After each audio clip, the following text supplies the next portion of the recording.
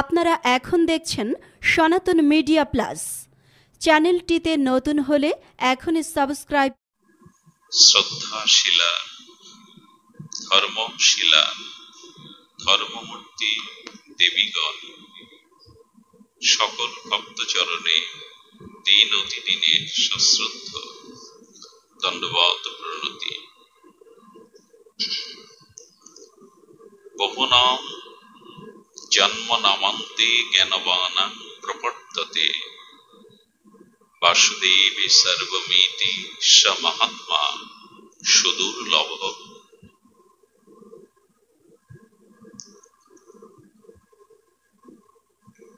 ভগবান বলছেন, অনেক জন্মের পর মানুষ অন্তিম জন্মরূপে তখনই ভগবৎ স্বরূপ প্রাপ্তি বা মুক্তি লাভ করতে পারে যখনই সে ভগবৎ তত্ত্ব জ্ঞান অর্জন করে। বহুনাম জন্ম নাম অন্তে জ্ঞানবানাম প্রপদ্যতে। তো সেই তত্ত্ব জ্ঞান হলো সর্বসৃষ্টির মধ্যে সেই সচ্চিদানন্দ ভগবান বিরাজিত। প্রকৃত তত্ত্ব জ্ঞান হলো সর্বজীবের মধ্যে, সর্ববস্তুর মধ্যে সেই একমাত্র কারণ ভগবানকে উপলব্ধি করাই হলো তত্ত্বজ্ঞান। তো সর্বভূতে, সর্বজীবে, সর্বতত্ত্বে ভগবানকে তত্ত্বত উপলব্ধি করে যারা ভগবৎ ভজনে ব্রতী হন,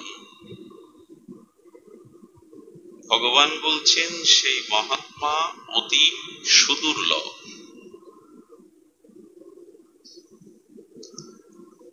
একটু ধ্যান দিন, তত্ত্বত ভগবানকে জানা আর তত্ত্বত ভগবানকে জেনে ভগবানের ভজন করা ব্যক্তি বা মহাত্মা জগতে সুদুর্লভ, সুলভ নয়।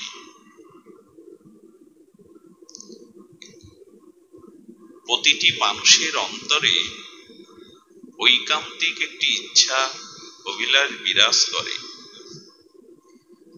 সেই অভিলাষ হলো সে সুখী হতে চায়, সফল হতে চায়।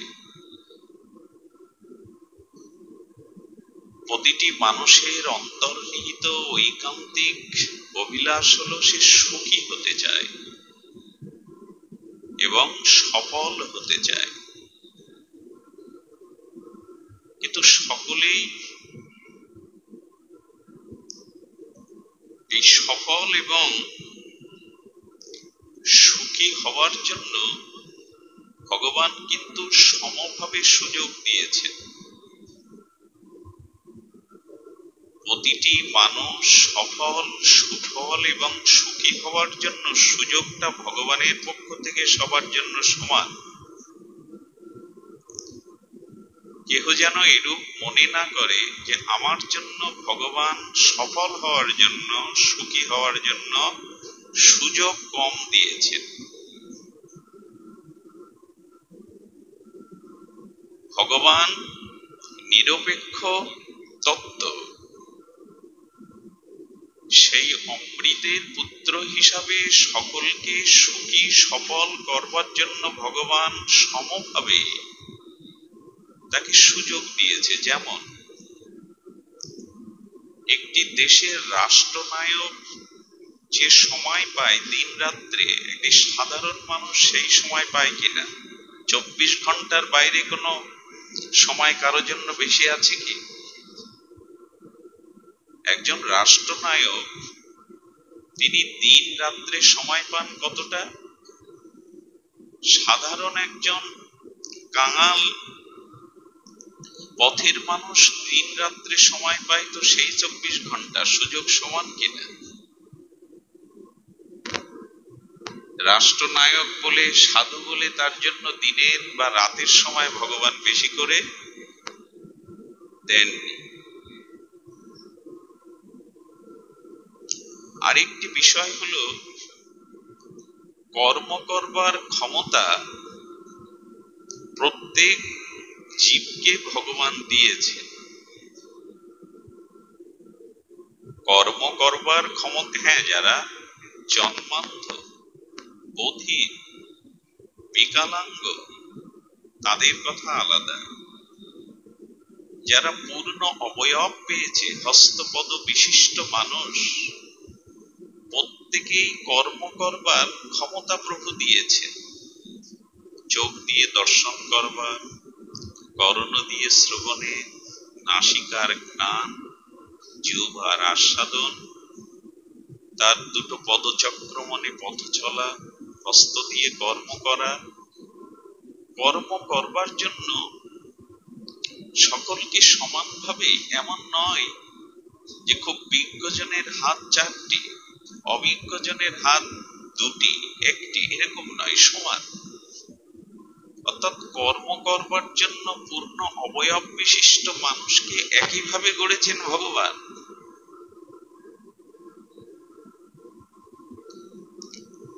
এজন্য সময় সকলকে সমান দিয়েছে। কর্ম করবার মতো ইন্দ্রিয়গুলি, কারো 4টে চোখ, কারো 3টি কর্ণ, এরকম না, সমান দিয়েছে কর্ম কর্মার কর্মেন্দ্রিয়, জ্ঞানেন্দ্রিয় গুলো, কারো কম বেশি নয়। আচ্ছা, বুদ্ধি বা বিদ্যা, বুদ্ধি প্রতিটি প্রাণীকে ভগবান দিয়েছেন, বিচার ভগবান প্রত্যেককেই দিয়েছেন। এখানে সফল বা সুখী হওয়ার জন্য প্রয়োজন কি? 24 ঘন্টা দিন রাত সকলের জন্য সমান, তার কর্মেন্দ্রিয় জ্ঞানেন্দ্রিয় সকলের সমান। প্রত্যেকটি প্রাণীর মধ্যে ভগবান বিচার দিয়েছেন, বিবেক দিয়েছেন, এবং তার মধ্যে বুদ্ধি দিয়েছেন, কোন বস্তুর অনুভব করবার বুদ্ধি দিয়েছেন। সকলে কেন সফল হতে পারবে না?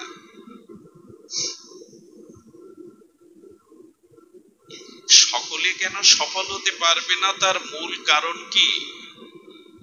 একটু ধ্যান দিন শব্দের দিকে।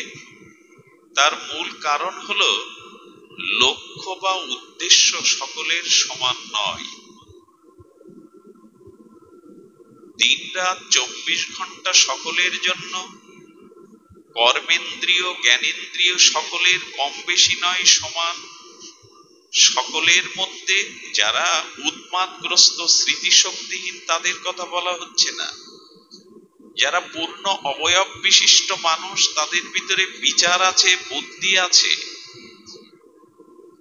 শুধু ভুল হয়ে গেছে একটি জায়গায়, আমাদের লক্ষ্য বা উদ্দেশ্য সকলের সমান নয়। আমরা সফল হব, সুখী হব, এই দিশা ঠিক করতে পারিনি। তুমি তোমার জীবনের লক্ষ্যকে স্থির করতে পারোনি, এজন্য বিফল। আর জীবনের উদ্দেশ্য, লক্ষ্য পথে তুমি চলনি। তোমার সময়কে, তোমার কর্মকে, তোমার বুদ্ধিকে, তোমার বিচারকে সেই লক্ষ্য পথে অভীষ্ট প্রাপ্তির জন্য তুমি কাজে লাগাওনি। সময়, কর্ম, বিচার, বুদ্ধি তুমি তোমার লক্ষ্য বা উদ্দেশ্যের জন্য নিয়োগ করনি। এটাই তোমার জীবনের ব্যর্থ বা বিফলতা। আমাদের দিশা ঠিক নেই, আমাদের লক্ষ্য স্থির হয়নি। আমি কোথায় পৌঁছাতে চাই, আমার জীবনের লক্ষ্য কি, এটি যদি নির্ণয় না হয়, তো পথে শুধু চলতেই আছেন, লক্ষ্য নেই। লক্ষ্য শূন্য, লক্ষ্য বাসনা ছুটিছে গভীর আধারে। লক্ষ্য নেই, আর আছে লক্ষ কামনা বাসনা, লক্ষ শূন্য লক্ষ বাসনা ছুটিছে গভীরে আধারে। আমরা আধার পথেই যাত্রী, কারণ আমাদের লক্ষ্য স্থির আমরা করতে পারিনি। দেখুন, এই লক্ষ্য বা উদ্দেশ্য স্থির না হলে আমাদের জীবনে দুটো জিনিস আসবেই, একটি হলো উন্নতি, একটি হলো অবনতি, একটি হলো উত্থান, একটি হলো পতন। বোঝা যায় কি? যার জীবনে লক্ষ্য স্থির হয়নি, আস্তে, যার জীবনে লক্ষ্য স্থির হয়নি, উদ্দেশ্য স্থির হয়নি, তার জীবনে এই লক্ষ্য এবং উদ্দেশ্য যার যথার্থ হয়েছে তার উন্নতি অবধারিত, যার লক্ষ্য উদ্দেশ্য স্থির হয়নি তার অবনতি অবধারিত।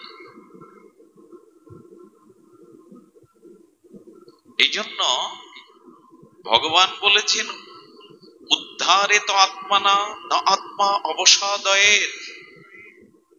নিজের উদ্ধার নিজে করো, আত্মাকে অবসাদ হতে দিও না। শ্রীমদ্ ভগবদ গীতার সার্বভৌম শাস্ত্রের ভগবানের দিব্য বাণী।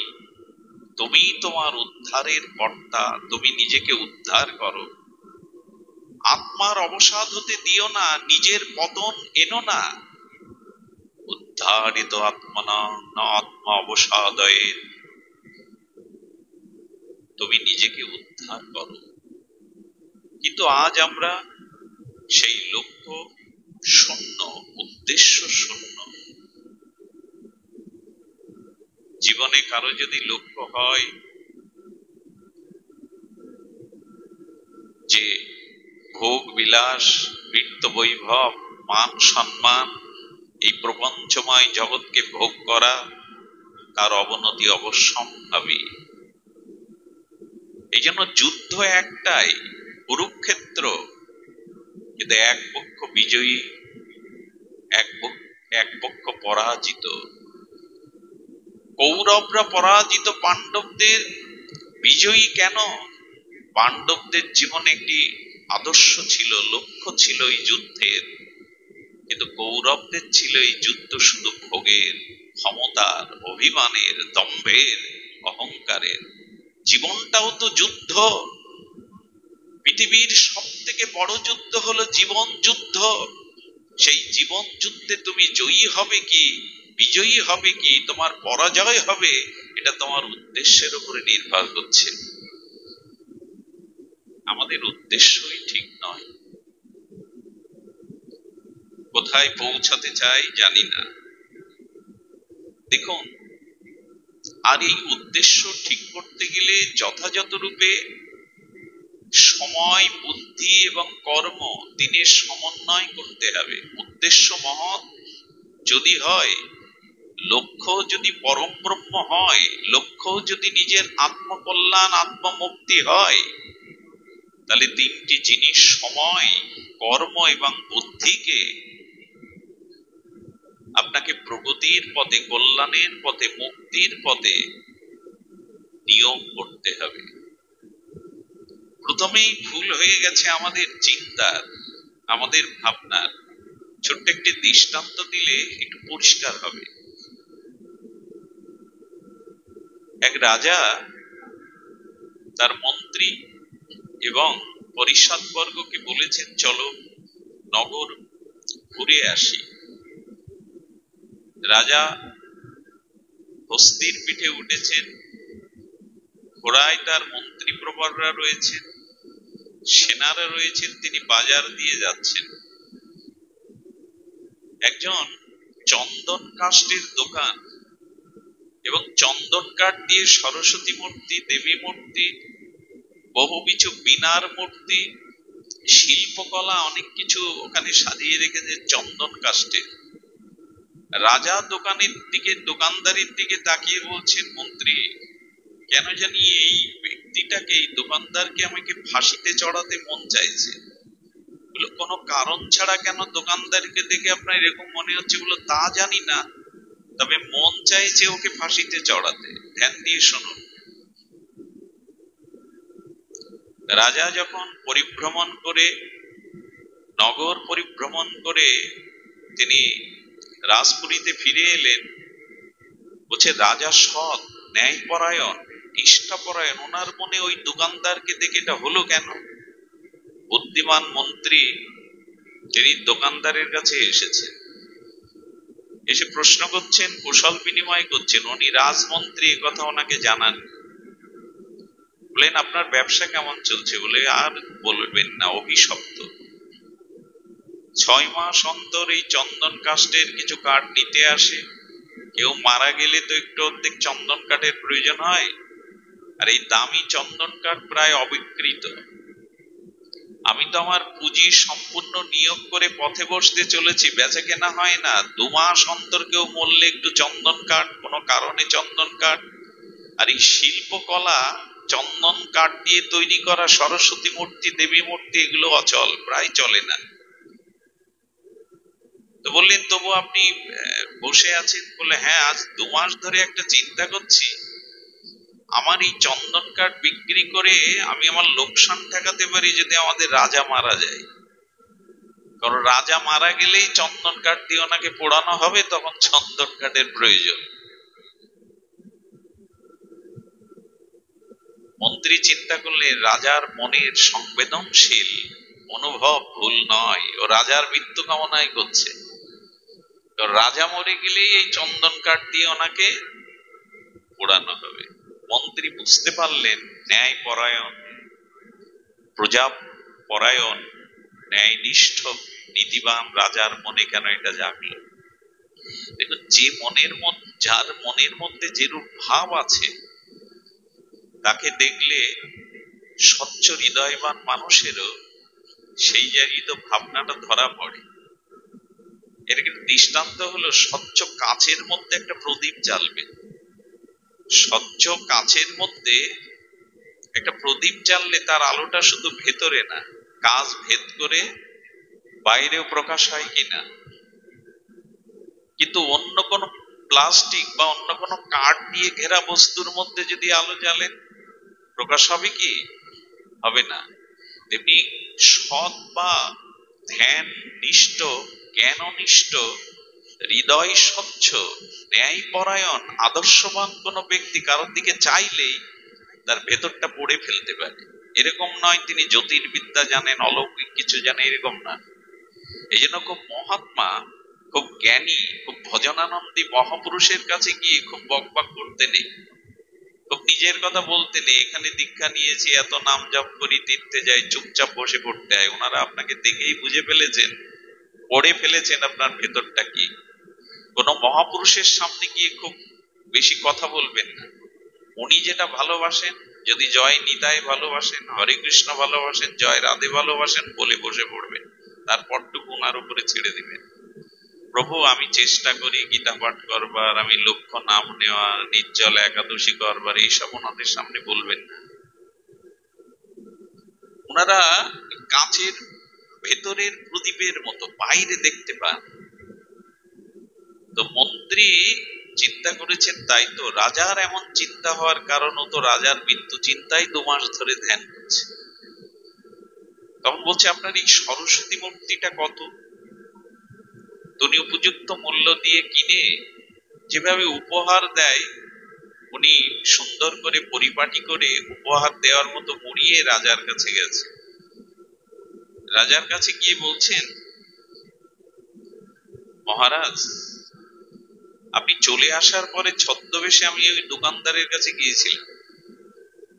তো আপনি বললেন দোকানদারকে ফাঁসি দিতে আপনার মন চাইছে, এই কারণে আমি যাওয়ার পরে তার সাথে কথা বলি। কথা বলার পরে উনি আপনার কথা শুনে অত্যন্ত প্রসন্ন হয়ে উনি ঢেকে গেলেন। অত্যন্ত প্রসন্ন হয়ে উনি আপনাকে কিন্তু চন্দন কাঠ আর এই সরস্বতী মূর্তিটা উপহার দিয়েছেন। সরস্বতী মূর্তিটা দেখে খুব প্রসন্ন হলেন, চন্দন কাঠ দেখে আরো প্রসন্ন হলে বলে, আমাকে যদি উপহার পাঠায় আমার তো একটা কর্তব্য আছে, চলো দোকানে গিয়ে আনুষঙ্গিক যা কিছু আছে কিছু কিনে আনতে হবে। তো সেই ভাস্কর্যগুলো, দেবী মূর্তিগুলো, চন্দন কাঠগুলো বহুবিধ টাকা দিয়ে, যা 2-4 বছরে কেনা বেচা না হয়, সব রাজা যেহেতু উপহার দিয়ে এসে প্রসন্ন করে কিনে নিয়ে গেলেন। বলবার তাৎপর্য কি?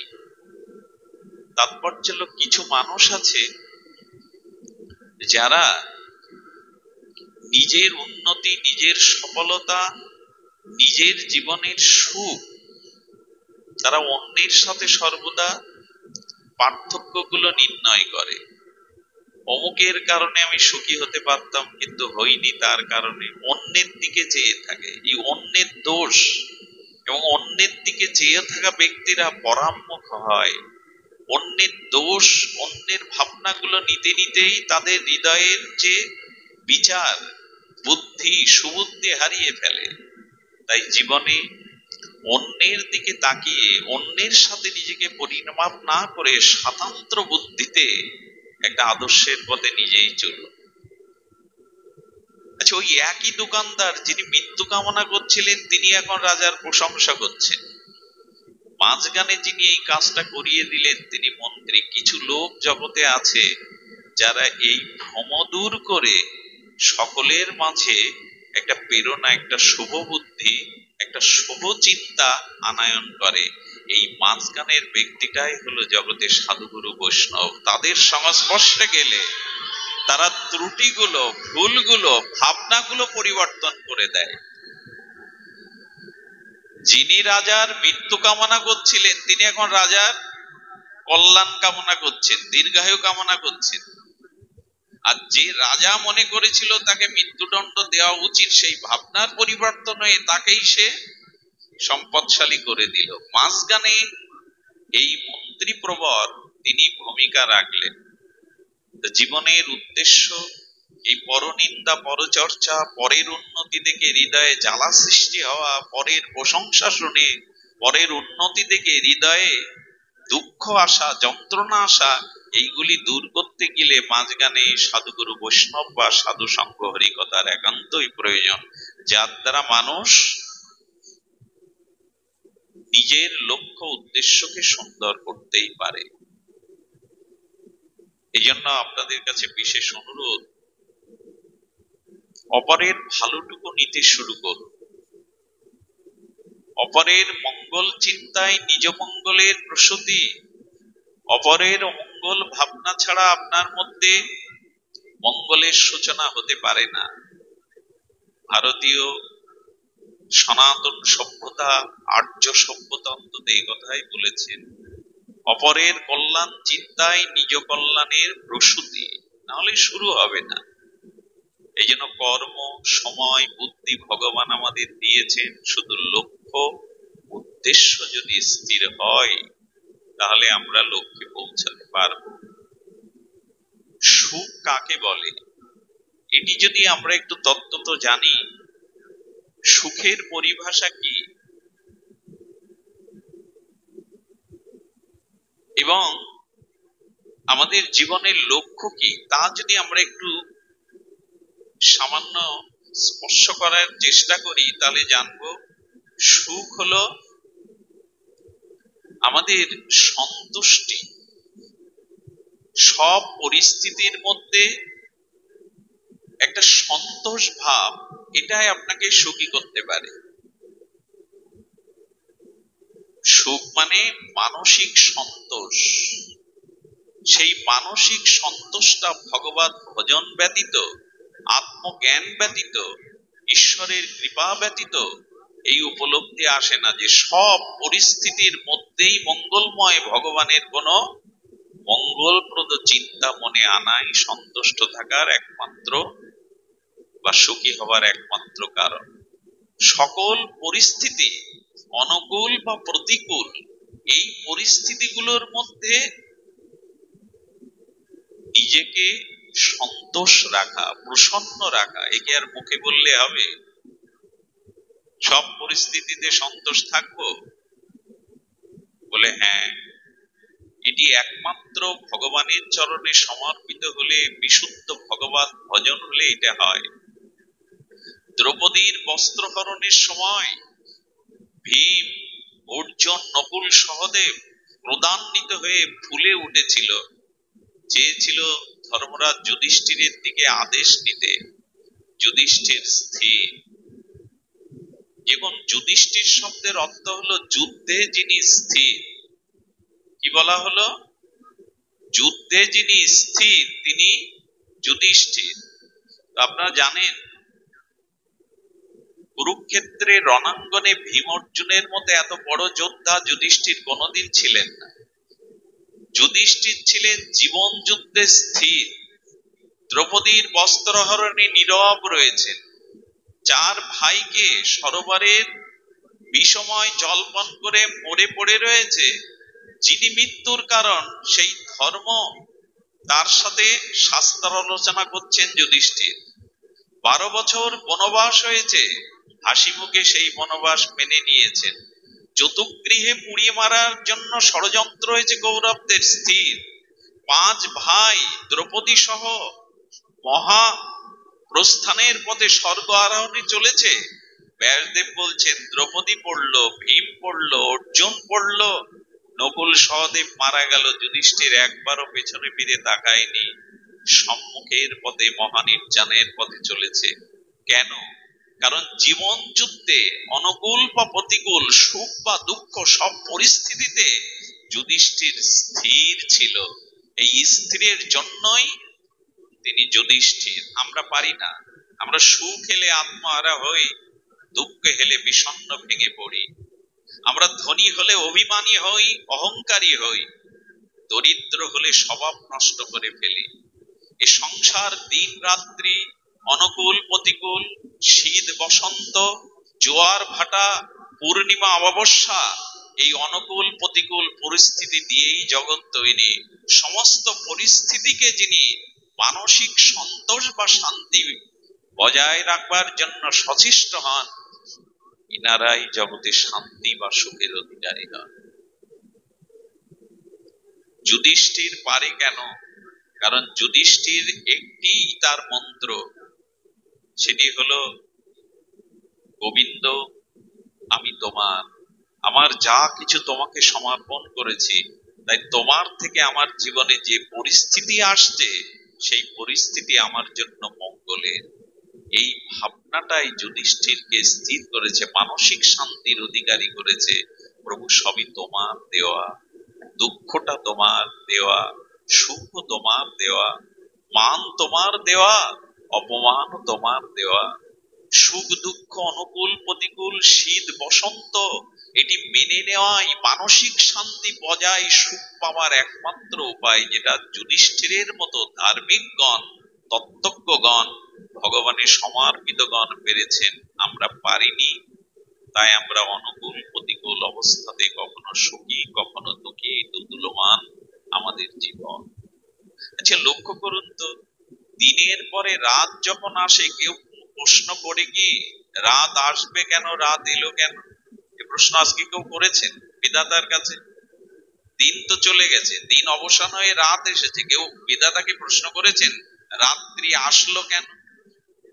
এ প্রশ্ন কেউ করে কি? শীতের পরে বসন্ত আসলে কেউ প্রশ্ন করে কি বসন্ত তুমি এলে কেন? কেউ করে না, কারণ এটা প্রকৃতির অমোঘ নিয়ম, সৃষ্টিচক্রের অগম নিয়ম। তেমনি আপনার জীবনে এই সৃষ্টিচক্রে সুখ দুঃখ দুটোই আসবে, এটা নিয়ম। এই নিয়মকে প্রসন্ন চিত্তে মেনে নিতে শিখুন, তবে আপনি সুখী। এই পৃথিবীতে একই রূপ স্থায়ী রূপে কারো যাবে না। এটা মেনে নেওয়া তখনই আসে যখন হরিদাস দাস হতে পারেন আপনি। যুধিষ্ঠিরের জীবন ছিল গোবিন্দের সমর্পিত। প্রভু তোমার চরণে আমি সব সমর্পণ করলাম, তুমি যা চাইবে আমার জীবনে তাই হবে। এই জন্য গীতার একটা শ্লোক আপনাদের একটু জানাই, অপূর্ব এই শ্লোকটি। অনাপেক্ষ শশী দেখশ উদাসীনগত ব্যত সর্বরম্ভা পরিত্যাগী যো মদ ভক্ত সময় প্রিয়। ভগবানের প্রিয় হতে গেলে, জীবন সফল হতে গেলে, শুদ্ধ ভক্তি পেতে গেলে, এখানে ভগবান 6টি জিনিসের উপরে একটু তাৎপর্য আরোপ করেছেন। মন দিন। প্রথমেই বলেছেন অনাপেক্ষ। কি বলেছেন শব্দটা? অনাপেক্ষ। শান্তির ঘরে যাওয়ার, জীবনের লক্ষ্যে পৌঁছানোর জন্য যে বাধারূপী তালা আছে, সেই তালাটা খোলবার চাবি হলো এই মন্ত্রগুলো। খুব ধ্যান দিয়ে শুনলে আজকেই চাবি পেয়ে যাবেন। আজকেই তালা খুলে আপনি আপনার জীবনের অভীষ্ট লক্ষ্য পথে পৌঁছাতে পারবেন। তালাটা তো খুলতে হবে।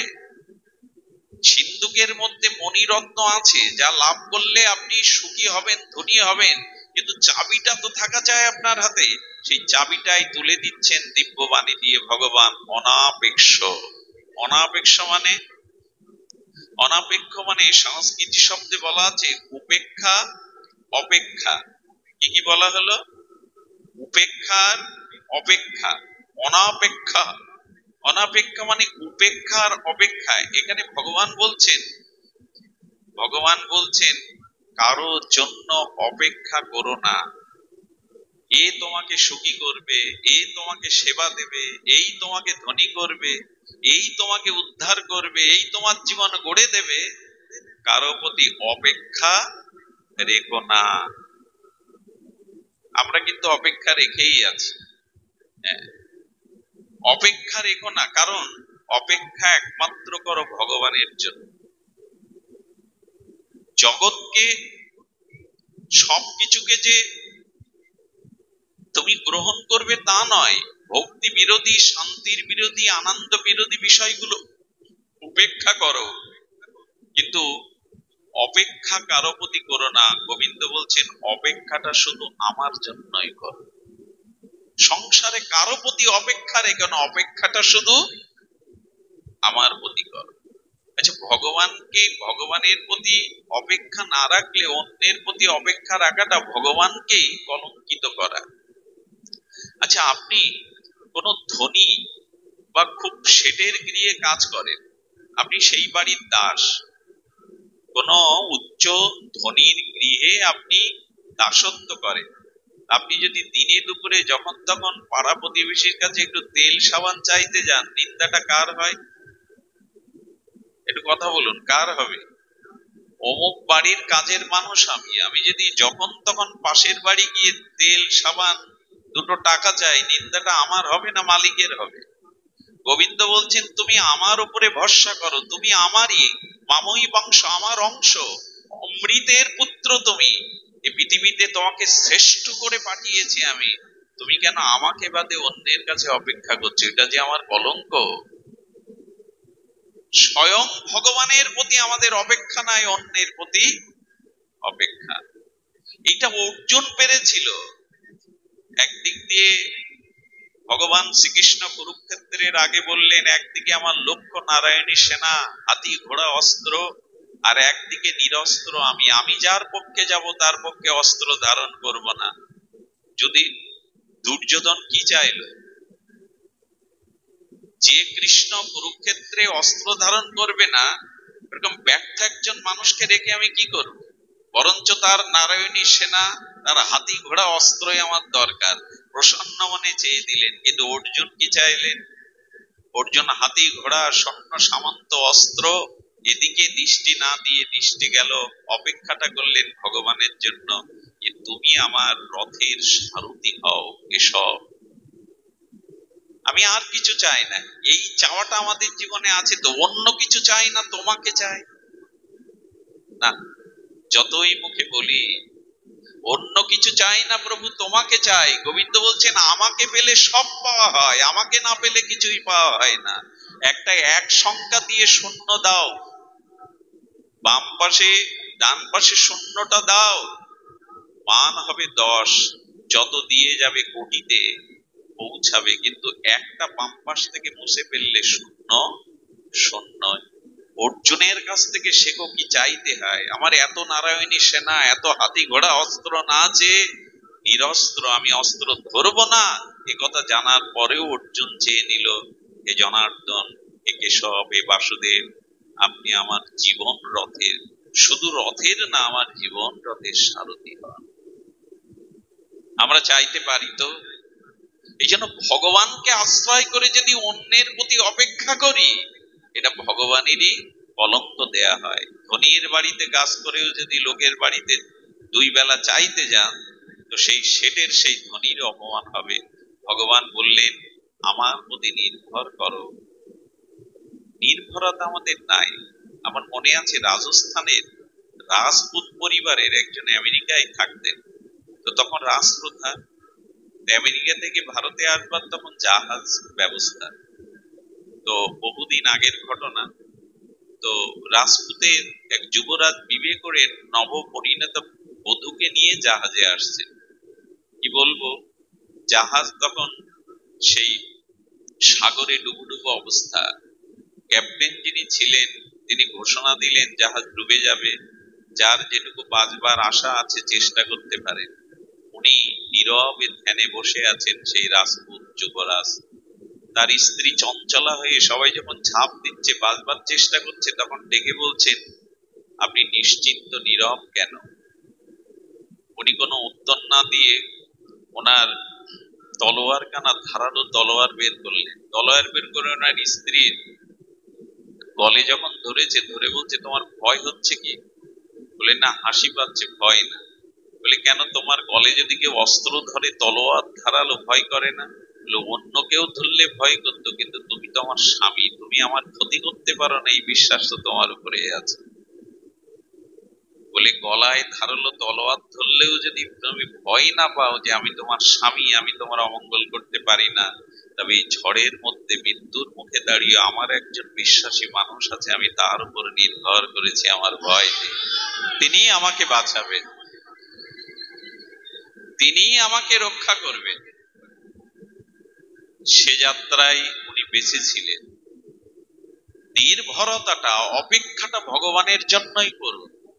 কুরুক্ষেত্রের অর্জুন জয়ী হতে পারে না, বিশ্বজয়ী অর্জুন হতে পারে না, ভগবানের প্রতি অপেক্ষা করেছেন বলেই, নির্ভর করেছেন বলেই তিনি জয়ী। আমাদেরও জীবন যুদ্ধে সব আছে, অর্থ আছে, সম্মান আছে, বাড়ি গাড়ি আছে, বিদ্যা আছে, এই শুধু আমাদের জীবনের সারথি রূপে ভগবান। আমার হাত ধরে তুমি নিয়ে চলো সখা, আমি যে পথ চিনি না। এই জীবন, এই দেহরথ, এই জীবন কুরুক্ষেত্রের যুদ্ধে ভগবানের হাতে সঁপে দিন পরিচালনার ভার। এটাই আমাদের ব্যর্থতা, অনাপেক্ষ। গোবিন্দ বলছেন, আর কারো প্রতি অপেক্ষা রেখে না, কারণ কেউ সামর্থ্য নাই। গুরু মহারাজ বললেন, এক গ্রামে যদি 50 ঘর বাস করে, আর তারা যদি সবাই ভিখারি হয়, ওই পাড়ায় ভিক্ষা চাইতে গেলে পাওয়া যাবে তো? যদি একটা পাড়ায় সকলেই ভিখারি হয়, তো ওখানে ভিক্ষা চাইতে গেলে পাওয়া যাবে তো? পাওয়া যাবে না, কারণ সবাই ভিখারি। তেমন শাস্ত্র বলছেন, জীব আর একটা জীবকে কি করতে পারে? জীবের সাধ্য কতটুকু? জীব আর একটি জীবকে প্রকৃত কল্যাণ করতে পারে না। কল্যাণ চিন্তা করতে পারেন, তার মঙ্গল চিন্তা করতে পারেন, কিন্তু জীবের সাধ্য কি? এই জন্য ভগবান বললেন, অহেতুক কল্যাণ গুণবেদ সর্বসমর্থময়, ভগবানই পারেন, সমর্থ তিনি। এই জন্য প্রথমেই বলছেন, অনাপেক্ষ অর্জুন, কে আমার ভক্ত, কে আমার প্রিয়, যে সর্ব অবস্থায় আমার দিকেই অপেক্ষা করে থাকে, অন্যের দিকে নয়।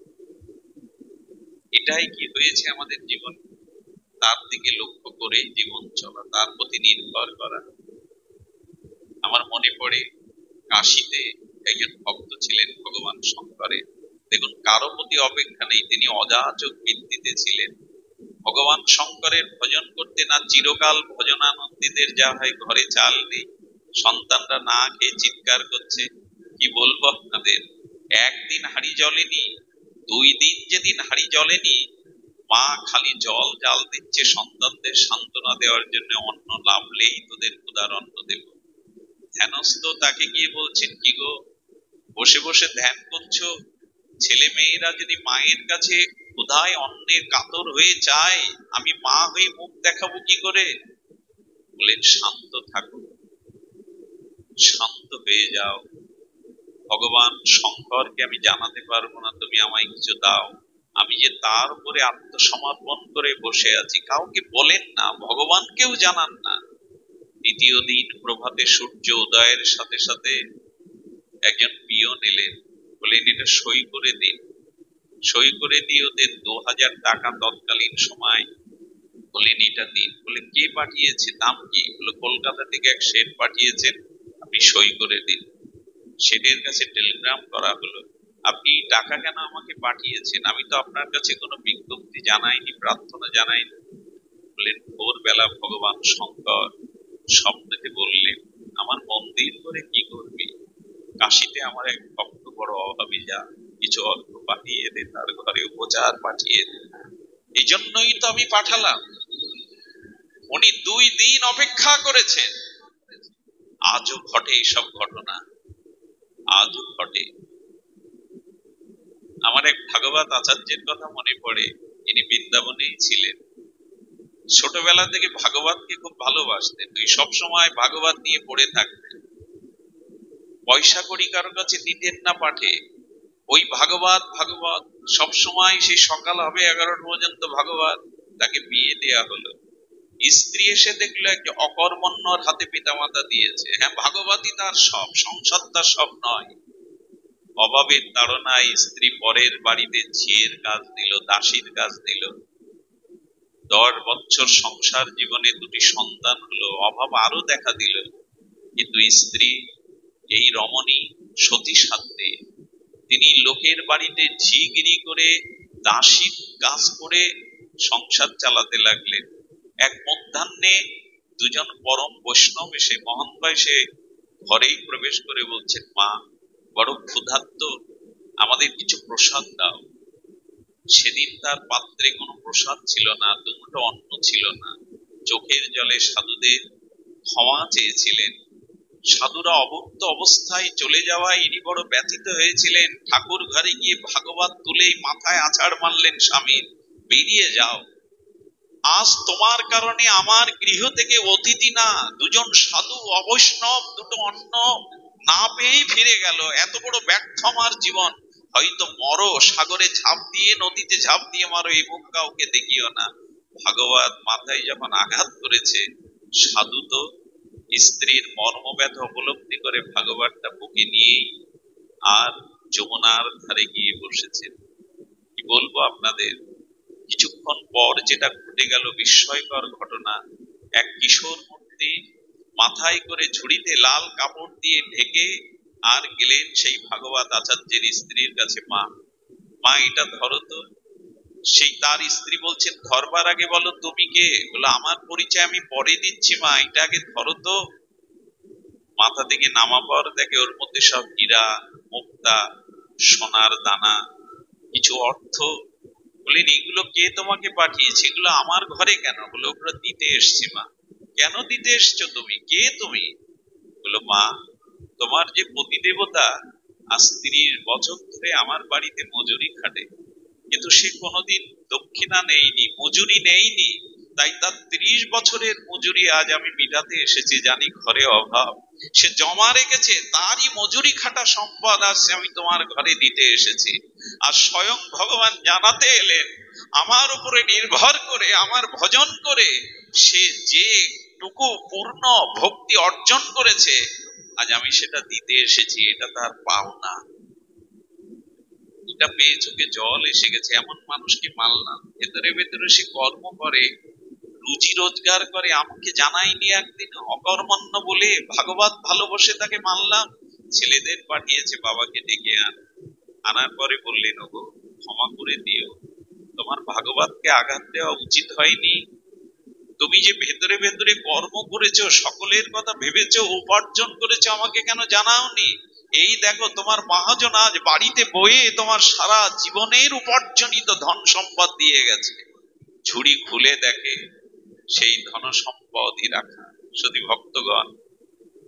ভক্তগণ বুঝলেন এটা ভাগবতেরই কৃপা, স্বয়ং ভগবানেরই কৃপা। অপেক্ষা আজও তার প্রতি করতেই হবে। এই জন্য ভগবান বললেন, অনপেক্ষ, আমার প্রতি নির্ভর করো, নির্ভয় হও। আমার প্রতি নির্ভর করা মানুষ অকর্মণ্য হতে পারে না, অলস হতে পারে না। পৃথিবীতে ভক্তরা কোনোদিন, যারা ভজনের সাধনের দ্বারা পরম লক্ষ্যে পৌঁছাতে চায়, তারা অলস হতে পারে না। এই জন্য অনপেক্ষ, আমার উপরে নির্ভর করে ভগবান কর্ম করো, সৎ কর্মে রত থাকো। চিরদিন ভগবান।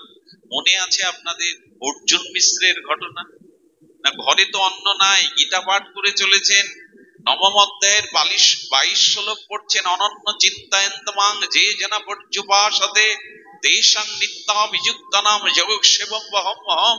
ভুল ভগবান, ভুল। আমি সারা জীবন এই গীতা চর্চা করছি, তোমার চরণে সমর্পিত সংসার করছি, কিন্তু আমার বাড়িতে অন্ন যোগ নাই। ছেলে মেয়ে তারা না খেয়ে মরছে। কেটে দিলেন বহম বহম, কেটে দিলেন যে তুমি ভক্তের যোগক্ষেম বহম করো। কেটে দেওয়ার সাথে সাথে গোবিন্দের বুকে রক্তক্ষরণ হয়েছিল। স্বয়ং গোবিন্দই তার বাড়িতে দেবফলের ঝুড়ি নিয়ে বয়ে এনে সেই রক্ত দেখিয়েছিল ব্রাহ্মণীকে। গীতার প্রতিটি অক্ষর, প্রতিটি বাণী সত্য। যে অনন্যগত চিন্তা পরায়ণ হয়ে আমার উপাসনা করে, তার যা প্রারব্ধ, যা কিছু প্রাপ্ত, যা কিছু সংরক্ষণ আজ আমি মাথায় করে বহন করি। যোগক্ষেমম বহম বহম, তার প্রতি নির্ভর করুন, অনাপেক্ষ। এরপরে বলেছেন শুচি, অনাপেক্ষ শুচি। এই 6টি গুণ থাকলেই তিনি ভগবানের প্রিয়। তার জীবন, তার অভীষ্ট লক্ষ্যে তিনি পৌঁছাতে পারবেন। দ্বিতীয় হলো শুচি। শুচি মানে শৌচতা, সদাচার। একটা কথা অনুরোধ করি, যার জীবনে সদাচার নাই তিনি কখনো ভজন নিষ্ঠ হতে পারেন না, ভগবত কৃপা লাভ করতে পারেন না। সদাচার 2 প্রকারের, বাহ্যম অন্তর শুচি। বাইরেরটা যেমন বিধৌত শুদ্ধ বস্ত্র, স্নানাদি, মৃত্তিকা তৈলাদি দিয়ে শরীরকে শুদ্ধ করতে হয় স্নানের দ্বারা, বিধৌত বস্ত্রের দ্বারা, শুদ্ধ আচরণের দ্বারা। আর ভেতরটা শুদ্ধ করতে হয় কি দিয়ে? ভেতরের শুদ্ধতা হয় যদি অপরের প্রতি কোনো হিংসা না থাকে, বিদ্বেষ না থাকে, অপরের কোনো কল্যাণ থেকে যদি আমার হৃদয়ে জ্বালা সৃষ্টি না হয়, তাহলে জানলেন আপনার হৃদয়টা শুদ্ধ হলো। শুদ্ধ হয় ভগবত ভাবনায়, ভগবত চিন্তনে, ভগবত ধ্যানে, ভগবানের নামে, ভগবানের লীলা স্মরণেই চিত্ত শুদ্ধ হয়। চিত্ত শুদ্ধি বাইরের জল দিয়ে হয় না। এই জন্য শাস্ত্র বলেছেন সদাচার সম্পন্ন হও। প্রভাতে ঘুম থেকে নিদ্রা ভঙ্গ হওয়া একটা সদাচার, এখন পালন করি কি? ব্রাহ্ম মুহূর্তে যারা ঘুম ভাঙে, প্রভাতে, নির্মল প্রভাতে যারা শয্যা ত্যাগ করে, এটা প্রথম সদাচার। আজ এটা হারিয়ে ফেলেছি। দুঃখের বিষয় কি জানেন? আজ যদি রাত 4টের সময় কেউ ঘুম থেকে ওঠে, তবে পাড়া প্রতিবেশীরাই জিজ্ঞাসা করে তোমার বাড়ি কোনো অমঙ্গল, রোগ শোক, কিছু বিপদ ঘটেছে? মানে ওই সময় উঠাটাই যেন অনিয়ম হয়ে গেছে। কিন্তু সনাতনী রীতি ছিল ব্রাহ্ম মুহূর্তে শয্যা ত্যাগ করলে তার শরীর মন দুটোই শুদ্ধ থাকে। সদাচার বলতে আজ কিছু নেই। একটা নিবেদন করি, যে কাপড় পরে আমরা ল্যাট্রিনে যাই, পাঞ্চক্রিয়া করতে যাই, মলমূল ত্যাগ করতে, সেই কাপড় পরে কখনো ভগবানের আননি, ভগবানের পূজা হয় না। এই জন্য ঠাকুর ঘরে যে বস্ত্রটা পরে যাবেন সেটা প্রসাদী বস্ত্র হতে হবে। হোক সে কম দামের, হোক সে একটা সুতির গামছা, কিন্তু সেটা শুদ্ধ হতে হবে। যে কাপড় পরে আমি মলমূত্র ত্যাগ করি, সেই কাপড় পরে ভগবানের দিব্য আরতি, উপাসনা এগুলি হয়। তা আমাদের সদাচার নেই। মলমূত্র ত্যাগ করে উপযুক্ত শৌচাচার, সদাচার, প্রভাতে স্নান, এগুলি ছিল বৈদিক সনাতন ধর্মের সদাচারের লক্ষণ। কিছু মনে করবেন না। পায়ে জুতো পায়ে দিয়ে অন্ন আহার করা, বিশেষ করে আজকের যজ্ঞে অনুষ্ঠানেও দেখবেন চেয়ার টেবিলের ব্যবস্থা করা হয়েছে, কিন্তু সনাতনের ভোজনটা হতে হবে আসনে বসে। এগুলো আজকাল কেউ খেয়াল করছে না। আসনে বসে, মাটিতে মৃত্তিকায় আসনে বসে ভোজন করাটাই ছিল বৈদিক সংস্কৃতি, আমাদের সনাতনী সভ্যতা। কিন্তু এখন যজ্ঞেও দেখি চেয়ার টেবিলে দাঁড়িয়ে মানুষকে প্রসাদের ব্যবস্থা করা হয়েছে। অন্ন কখনো, প্রসাদ কখনো পাদুকা পায়ে দিয়ে নিতে হয়, এটি আমাদের রীতি। এটা জুতো পায়ে দিয়েই মানুষ দেখবেন প্রায়শ অন্নাদি গ্রহণ করে। সদাচার চায়। তবে এইটুকু বলবো, আপনি যদি আগুনে কোনো কাপড় দিয়ে দেন, আগুনে কি হবে? কাপড়টা পুড়ে যাবে কিনা? কিন্তু ওই আগুনের উপরে আপনি একটা পাত্র দিলেন, পাত্রে জল দিলেন, জলটা গরম করে যদি কাপড়টা দেন, পুড়বে? কি হবে? বরঞ্চ শুদ্ধ হবে। সরাসরি আগুনে দিলে বস্ত্র পুড়ে যাবে, কিন্তু আগুনের উপর পাত্র, জলটা গরম করে যদি বস্ত্র দেন, তাহলে সে শুদ্ধ হবে। আমার মনে হয় বহু বিদ্যা, বহু জ্ঞান, বহু মন্ত্র আগুনের মতো। ওটা জ্ঞান, জ্ঞান অগ্নিতে যা কিছু দেন সব ভস্মসাৎ হয়ে যায়। গুরুতে গোবিন্দ বলেছেন জ্ঞানে যা দেওয়া যায় সব ভস্ম হয়ে যায়, কিন্তু জ্ঞানের উপরে, জ্ঞান অগ্নির উপরে যদি একটু ভক্তির জল দেন, ওই ভক্তির জলে কিছু দিলে উড়বে না, অথচ পরিষ্কার হয়ে যাবে। এই জন্য মনশুদ্ধি ভক্তিতে বেশি হয়। হরি কথাতে, হরি নামে ভেতরের মনশুদ্ধিটা খুব বেশি হয়। করে দেখবেন, একটু ভগবানের লীলা চিন্তা, একটু ভগবানের দিব্য নাম করে দেখবেন, হৃদয়টা খুব শুদ্ধ হয়। এখানে এই গরমে কোনো মানুষকে আটকে রাখা অত্যাচার ছাড়া কিছু নয়। তবে এত গরম সহ্য করে ঘর্মাক্ত শরীরে কত মায়েরা ছোট ছোট বাচ্চা নিয়ে ঘেমে যাচ্ছে, স্নান করে যাচ্ছে, এরপরে তীব্র গরম, এর মধ্যে সকলেই বসে আছেন। তবু বলবো, এই গরমে, এই ভিড়ের মধ্যেই যাদের মন হরিকথার দিকে, অর্থাৎ যাদের উৎকর্ণ চিত্তে কর্ণ দ্বারা হরিকথা হৃদয়ে প্রবেশ করছে, তারা এখন বাইরের কষ্টটাও ভুলে গিয়ে অন্তরে একটা অনাবিল শান্তি অনুভব করছেন। এটাই প্রমাণ করে চিত্ত তখনই শান্ত হয়, চিত্ত তখনই শুদ্ধ হয় ভক্তির দ্বারা। সুচিতা চাই। দেখুন একটা কথা বলি, যার ভিতরে পবিত্রতা, সদাচার, সুচিতা নেই, আমি আপনাদের বেদ থেকে বলতে পারি, শাস্ত্র থেকে বলতে পারি, তাদের মধ্যে গ্রহদোষ প্রবেশ করবে।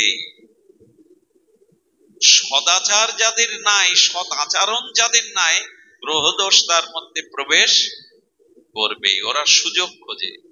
এই জন্য দয়া করে বলবো, মলমূত্র ত্যাগ করে উপযুক্ত শৌচাচার, অপরের সর্বনাশ, অপরের ক্ষতির চিন্তা মনে না রাখা, তাহলে ভেতরটা শুদ্ধ হবে।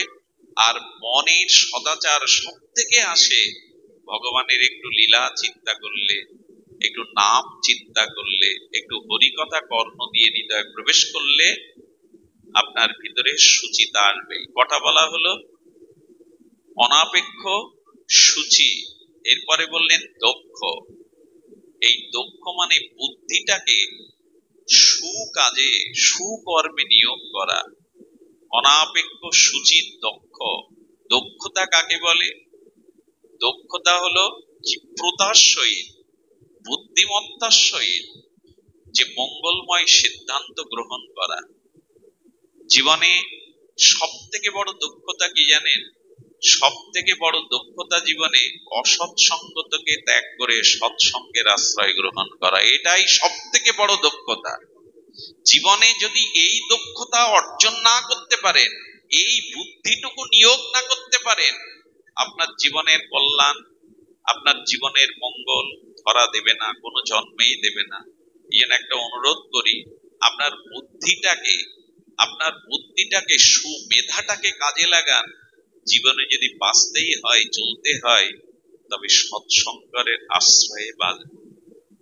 ভগবানের পুত্র, ভগবান সূর্যের পুত্র কর্ণ, কত দাতা, কত তেজস্বী, কত বড় বীর, কিন্তু জীবনটাই নষ্ট করে ফেললো শুধু দুর্যোধন আর দুঃশাসনের সঙ্গের কারণে। ভগবানের পুত্র কর্ণ, সূর্য পুত্র কর্ণ, এত বড় ত্যাগী, এত বড় দাতা মহাভারতে অন্য চরিত্রে নাই। অর্জুন কোথায় কর্ণের কাছে? কিন্তু সেই কর্ণের পতনের একমাত্র কারণ জীবনে ভালো সঙ্গ পাননি। কে বলেছিল জানেন দুর্যোধনকে? দ্রৌপদীকে বিবস্ত্র করে তোমার উরুর উপরে বসাও। এই পরামর্শটা কর্ণই দিয়েছিল দুর্যোধনকে। দ্রৌপদীকে বিবস্ত্র করে তোমার উরুর উপরে বসাও, এই পরামর্শটা দিতে পারে কর্ণ? সূর্যের পুত্র হয়ে কুন্তির গর্ভে জন্মে শুধু একটাই কারণে, অসৎ সঙ্গকে ত্যাগ করতে পারিনি কর্ণ। আমাদের জীবনও তাই হবে। আরেকটি দৃষ্টান্ত মাঝে মাঝে আলোচনায়, প্রবচনে আসে, সেটা হলো কৈকেয়ীর মতো এমন বিদুষিনী, এমন প্রজ্ঞাবতী মহিলা সুনেত্রাও ছিল না, কৌশল্যাও ছিল না। দশরথের সাথে কৈকেয়ী যুদ্ধেও যেতেন। কৈকেয়ীর কারণে বহু যুদ্ধে দশরথ জয়ী হয়েছে, এই জন্য খুব প্রিয়া ছিল। তাতে কি হলো? সেই কৈকেয়ী যিনি এত প্রজ্ঞাবতী, রামকে এত ভালোবাসতেন, তিনি দশরথের মৃত্যুর কারণ হলেন, রামের বনবাসের কারণ হলেন, সমস্ত অযোধ্যাকে আগুন জ্বালিয়ে দিলেন। একটাই কারণে, কারণ কৈকেয়ীর মেধা থাকলেও, বিদুষিনী থাকলেও, শিক্ষিতা থাকলেও সঙ্গ ছিল মন্থরার। মন্থরার সঙ্গের কারণে দশরথ বলেছিল রাম বনে গেলে, রাম আমার প্রাণ, প্রাণ ছাড়া দেহ বাঁচে না, রাম বনে গেলে আমি মারা যাব, তুমি বিধবা হবে। বলে হতে পারি, কিন্তু কিছু করার নেই। এই বুদ্ধি কখন আসে মানুষের? মন্থরার সঙ্গ পেলে। এই জন্য দয়া করে বুদ্ধিটা এখানেই আনুন, যাতে অসৎ সঙ্গ না হয়। দুটো সঙ্গীতের ভজনের বয়ার আমি প্রায়শ উচ্চারণ করি, শুনে থাকবেন। যার মুখে বাই হরি কথা নাই, তার কাছে তুমি যেও না। যার মুখ হেরি ভুলে যাবে হরি, তার মুখপানে যেও না। আগুনে পুড়লে দেহটা শুধু নাশ হয়, আত্মার ক্ষতি হয় না, কিন্তু অসৎ সঙ্গে পতিত হলে দেহের সাথে সাথে আত্মারও 84 লক্ষ জনি অধঃপতিত হতে হয়। 84 লক্ষ জনি ভ্রমণ করতে হয় শুধু অসৎ সঙ্গের কারণে।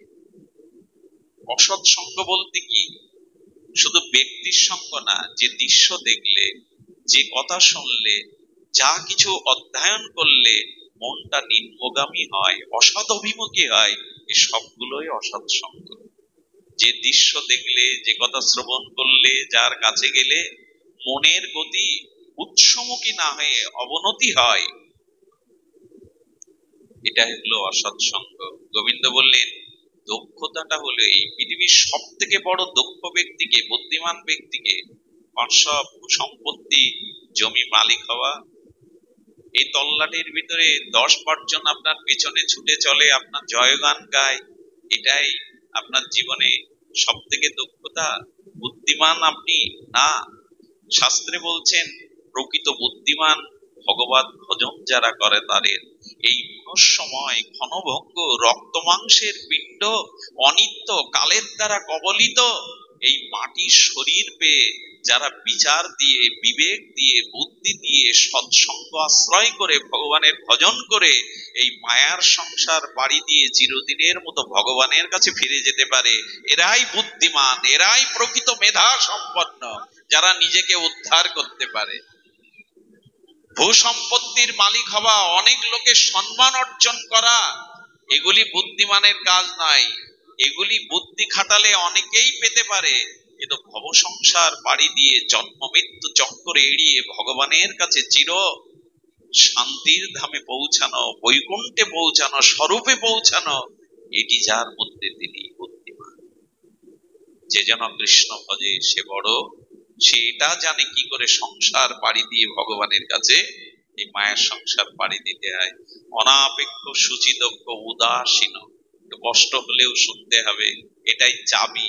এই চাবি যদি পেয়ে যান, তাহলে আপনি শান্তির রাজ্যে জীবনের লক্ষ্যে পৌঁছাতে পারবেন। অনাপেক্ষ সুচিদক্ষ উদাসীন, উদাসীন অর্থাৎ অতীতের কথা, দুঃখের কথা, অপমানের কথা, জীবনের অনেক স্মৃতির কথা ভুলতে শুরু করুন। উদাসীন কাকে বলে? উদাসীন মানে কোনো কিছুর প্রতি লক্ষ্য না দেওয়া। একটা শিশুকে চড় মারলেন, দেখবেন ও এত উদাসীন, 10 মিনিট পরে একটা চকলেট দিলে আবার আপনার ভুলে গেছে সে কথা। এই জন্যই তো শিশু, এই জন্য তো সর্বদা আনন্দে থাকে, শান্তিতে থাকে, যে ভুলতে শিখেছে। জীবনের কিছু কিছু ভুলে যেতে শিখুন, জীবনের কিছু কিছু ভুলতে শিখুন। এই ভোলাটাই, এই উদাসীন হওয়াটাই সংসারে মাঝে মাঝে উদাসীন দেয়। আমরা আমাদের হৃদয়টা জ্বলে যায়, কে আমাকে অপমান করেছে, কে বড় কথা বলেছে, ওইটা পুষে রেখে রেখে আমি চলতে থাকি। আমি আমার শান্তির আনন্দটুকু বিনষ্ট করতে থাকি। এই জন্য গোবিন্দ বলছেন উদাসীন। কিছু কিছু ভুলতে শেখো, কিছু কিছু ক্ষমা করতে শেখো, কিছু কিছু জিনিস ক্ষমা করো, তাহলে শান্তি পাবে। কিছু জিনিস ভুলতে শেখো। কে তোমাকে অপমান করেছে, কে কি বলেছে, এটা মনে আশ্রয় নিয়ে চলো না। এটাকে মনে যদি ভুলতে না চেষ্টা করো, তাহলে তুমি শান্তি পাবে না, চাবি পাবে না, শান্তির ঘরের জীবনের লক্ষ্যের চাবি পাবে না। এই জন্য জলে দাগ কাটলে যেমন সেই দাগটা, রেখাটা বেশিক্ষণ থাকে না, কিছু কিছু জিনিস জীবনে ভুলতে শেখো। মানুষ ভুলবার জন্য মদ খায়, ওটা কি সমাধান? ভুলবার জন্য নেশা করে, ভুলবার জন্য জীবনে কত কি ড্রাগ আদি নেয়, এগুলো না, ভগবান মন্ত্রই দিয়েছেন, কর্মফল মনে করে, প্রাপ্তি মনে করে। এগুলো উদাসীন হও। যদি উদাসীন হতে পারো তবে জীবনে শান্তি। উদাসীন গত ব্যথা। আর একটা জিনিস শোনো, ব্যথা ভুলতে, গত যে ব্যথা, এই ব্যথাটা ভুলতে শুরু করো। গত ব্যথা, কে তোমায় ব্যথা দিয়েছে এটুকু বলো। কি মনের মতো পাওনি, স্ত্রী মনের মতো পাইনি, এই নিয়ে সারা জীবন জ্বলবেন? বরঞ্চ এরকম ভাবুক না, স্ত্রী যদি মনের মতো হতো, সুন্দরী হতো, লাবণ্যময়ী হতো এবং গুণ থাকতো, তাহলে কি হতো? স্ত্রীর প্রতি আমার প্রবল আসক্তি আসতো। আর সেই আসক্তিটা সে আমার মনের মতো হয়নি, তার ভিতরে গুণ, রূপ, মহিমা আমি খুঁজে পাইনি। ঠিক আছে, তাহলে কি হলো? মঙ্গল হলো এই স্ত্রীর প্রতি যে প্রবল আসক্তিটা, ওটা তার প্রতি না গিয়ে ভগবানের প্রতি গেল। এটাই অন্তত মঙ্গল ভেবে নাও। তার আসক্তিটা ওদিকে গেল। মনে আছে আপনাদের তুলসীদাস গোস্বামীর কথা? রামচরিত মানস প্রণেতা, যিনি এই কলিযুগেই রাম সীতাকে দর্শন করেছেন, সাক্ষাৎ হনুমানজি যার গুরু, এই তুলসীদাস প্রথম জীবনে তার সুন্দরী স্ত্রীর প্রতি এতটা আসক্তি ছিল, এতটা আসক্তি, 2 বছর বিবাহের মধ্যে একবারও স্ত্রীকে বাপের বাড়ি যেতে দেয়। বলুন তো কি পুরুষ! অল্প বয়সে বিবাহ করেছিলেন, এত সুন্দরী যৌবনাবতী, চোখের আড়াল করতে দিত না। শুনুন ধ্যান দিয়ে তুলসীদাস গোস্বামীর জীবনী, ওনার প্রথম জীবনী। বলছেন, স্ত্রী বলছে, আমার পিতা মৃত্যু শয্যায়, আমাকে দয়া করে একবার জন্য যেতে দাও। পিতা মৃত্যু শয্যায় জেনে স্ত্রীকে অনুমতি দিলেন। কি বলবো আপনাদের, জয়রাত, স্ত্রীকে অনুমতি দিলেন। স্ত্রী পিত্রালয়ে এলো, সন্ধ্যা নেমে ঘরে একাকী শয্যায় ছটফট করছে, কেন যেতে দিলাম? কত বড় কামিনী মুখ, নারী মুখ পুরুষ হলে তাও তুলসীদাস গোস্বামীর জীবন বৃত্তান্ত, তার প্রথম অধ্যায়ে এরকম। তিনি ঝড়ো ঝড়ো বৃষ্টির মধ্যে, ঝঞ্ঝাবাদের মধ্যে 10 কিলোমিটার পথ হেঁটে সেই স্ত্রীর বাড়ি গেলেন, মানে শ্বশুর বাড়ি গেলেন। ঝড়ো ঝড়ো বৃষ্টিতে মধ্যরাত্রে গহীন অন্ধকারে যখন দরজায় নক করেছে, স্ত্রী খুলে দেখে, স্বামী বলল, তুমি এই ঝড়ো ঝড়ো বৃষ্টিতে ভিজতে ভিজতে তুমি? পাশে যারা শুয়েছিল তারা গালি দিতে লাগলো, এত বড় কামুক পুরুষ, এত বড় ব্যর্থ পুরুষ। খুব ব্যথা লাগলো। স্ত্রী বললেন, তোমার মুখ যেন আজ থেকে আমি না দেখি। কামুক কোথাকার, লোভী কোথাকার, বেরিয়ে যাও। তোমার মতো কাপুরুষের কাছে জীবন সমর্পণ করেছে যে আমি আমি আমি বড় লজ্জিত, ঋণী তো তুমি, তোমার মুখ যেন না দেখি। দরজা মুখের কাছে বন্ধ করে দিলেন। ওই যে বন্ধ করলেন, তখনই চিন্তা করলেন, যাকে ভালোবেসে 10 কিলোমিটার পথ আর এই ঝড় ঝঞ্ঝাবাত উপেক্ষা করে এসেছে, সে মুখের উপর দরজা বন্ধ করে দিল, তবে এই দরজার মানে আর তাকাবো না। ওই দিন শুরু হলো প্রভু রামের দরজা কোথায় সেটা বলা। ইনি পরবর্তী জীবনে ভগবানের চরণে সমর্পিত ভজন সাধনের দ্বারা রাম সীতাকে এই যুগে দর্শন করে লিখলেন শ্রী রামচরিত মানস, বিখ্যাত তুলসীদাস। স্ত্রী যদি মনোমত না হয় ভালো, তার প্রতি আসক্তি যেটুকু সেটুকু ভগবানের প্রতি দিয়ে দেয়। এইরকম ভাবতে শুরু করুন না, ভালো স্ত্রী পাইনি, গুণবতী স্ত্রী পাইনি, এই নিয়ে সারা জীবন অশান্তিতে ভুগবেন, এটা জীবন নয়। এই জন্য গোবিন্দ বললেন, কত ব্যথা, এইসব ব্যথাগুলো ভুলতে শেখো, এইসব ব্যথাগুলো ভুলে যেতে থেকো। পুত্র পাওনি, সন্তান পাওনি, এই ব্যথা নিয়ে জীবন কাটিও না। ওই শূন্য স্থানে ভগবানকে বসাও, গোপালকে বসাও, আমাকে বসাও। এই উদাসীনতা আনো, তুমি কত ব্যথাকে ভুলে যাও। সব শেষে বলছেন সর্বারম্ভা পরিত্যাগী। আহা, এই কথাটি বড় হৃদয়ে গ্রহণ করবার মতো। গোবিন্দ বললেন সর্বারম্ভা পরিত্যাগী, অর্থাৎ নূতন করে যেটুকু পেয়েছ নিজের চেষ্টায়, কর্মদক্ষতায়, ধন সম্পদ, জমি জমা যেটুকু পেয়েছ, এই জাগতিক যা কিছু, তাতে সন্তুষ্ট থাকো। নূতন করে ব্যাংক লোন নিয়ে ফ্যাক্টরি খুলতে যেও না, কারো কাছে ধার দেনা করে সুদ করে নূতন কোনো কর্ম সৃষ্টি করতে যেও না, আরো পড়ে যাবে। ভগবান বলেছেন, এমন কোন কর্ম নূতন করে সৃষ্টি করতে যেও না যাতে তোমার ভজন সাধন বাদ পড়ে যাবে। সর্বারম্ভ পরিত্যাগী মানে সর্বারম্ভ পরিত্যাগী শব্দটার অর্থ হলো এমন করে কোনো কর্মে আর জড়িয়ে যেও না যাতে অন্তত একটু ভগবত ভজনে, একটু সাধু সঙ্গের সময় তোমার জীবন থেকে বাদ পড়ে যায়। শুধু কর্মের পিছনে ছুটে গেলে, কিন্তু মূল যে কর্ম, ভগবত কর্ম, ভজন কর্ম, এটি যদি তোমার জীবনে না আসে, তাহলে নূতন নূতন কর্ম সৃষ্টি করে তাতে আবদ্ধ হয়ে ভগবানকে ভুলে যাওয়া, ভজনকে ভুলে যাওয়া, সাধু সঙ্গকে ভুলে যাওয়া, এমন কর্ম সৃষ্টি করতে যেও না যার দ্বারা ভগবানের ভজনটাই কমে যাবে। আমি আপনাদের একটু বলবো, স্বামী রামসুখদাস বলে দিয়েছেন দিন রাত 24 ঘন্টা, উনি বলেছেন 10 ঘন্টা খাটুন, চাকরি করুন, ব্যবসা করুন। কয় ঘন্টা খাটতে বলেছেন? 10 ঘন্টা। 24 থেকে 10 বাদ দিলে কত থাকে? 14 থাকে। 6 ঘন্টা ঘুমান, তার বেশি ঘুমানো ঠিক নয়। তাহলে 14 থেকে 6 বাদ গেলে কত থাকে? 8 থাকে। এর মধ্যে বা ঘুমান আর 1 ঘন্টা, 7 ঘন্টা যদি থাকে, তবে 3 ঘন্টা খাওয়া দাওয়া, স্নান, গল্প গুজব করো। কিন্তু আর যে 3-4 ঘন্টা থাকে, এটা অবশ্যই সাধনায়, জপ, ধ্যান, ভজন, সাধু সঙ্গে কাটাও।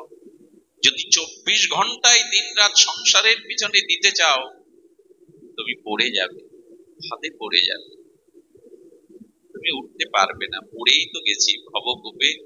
এখন তো কুয়োর ব্যবস্থা আপনাদের দিকে নেই, কোনো দিকেই নেই। আধুনিক প্রযুক্তির দ্বারা কুয়ো এখন অনেক জায়গায় নেই। আচ্ছা, কুয়োতে দেখবেন পুরনো দিনে জল তুলতে গেলে মাঝে মাঝে দড়ি কেটে সেই জল তোলার পাত্রটা, ঘটি বাটি, ওইটা পড়ে যেত। কি করতো জানেন? একটা দড়ির অগ্রে অঙ্কুশ, মানে লোহার একটা বাঁকা অঙ্কুশ তৈরি করে এটা তোলার চেষ্টা করছে। ভগবানের যেন বললেন, তুমিও কর্মময় ভবকূপে পড়ে গেছে, এখন সাধুগুরু বৈষ্ণব ওই অঙ্কুশ দিয়েই তোমাকে টেনে তুলতে এসছে। অঙ্কুশই, সাধুগুরু সঙ্গই হলো তোমাকে ভবকূপ থেকে টেনে তুলতে পারে। তাই নূতন করে এমন কোন কর্ম সৃষ্টি করতে যাবেন না যাতে ভজনের সময়টা বাদ পড়ে যায়, যাতে ভজনের সময় বাদ পড়ে যায়। এমন কোন কর্ম আমাদের নূতন করে সৃষ্টি করা উচিত নয়, যাতে জীবন থেকে কর্ম চলে যায়। দেখুন, একটু বলি,